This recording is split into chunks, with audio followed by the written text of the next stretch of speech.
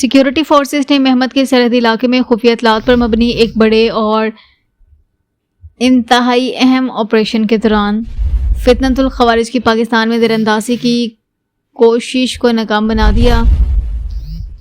Security ذرائع کے مطابق کارروائی کے دوران پاک فوج نے نہایت حکمت عملی سے علاقے کو گھیرے میں لے لیا۔ بھرپور جوابی کارروائی میں 45 سے 50 خوارج کو ہلاک کر دیا، جبکہ متعدد شدت پسند زخمی بھی ہوئے۔ اطلاعات کے مطابق خوارج نے سیز فائر کے دوران سرحد پار سے دراندازی کی کوشش کی تھی تاکہ ملک کے اندر بدامنی پھیلائی جا سکے، تاہم پاک فوج نے بروقت اور مؤثر رد عمل دے کر ان کے ناپاک عزائم خاک میں ملا دیے۔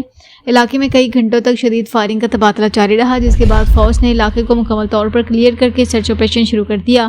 سیکیورٹی ذرائع کا کہنا ہے آپریشن خفیہ اداروں کی ٹھوس معلومات کی بنیاد پر کیا گیا۔ اسی دوران خوارج کی بڑی تنظیمی تشکیل کو نشانہ بنایا گیا۔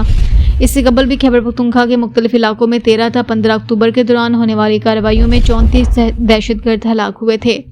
پاک فوج کے شعبہ تعلقات عامہ کے مطابق یہ تمام کارروائیاں ملک میں دیر پا امن ریاستی استحکام اور دہشت گردی کے مکمل خاتمے کے لیے قومی عزم کا حصہ ہیں۔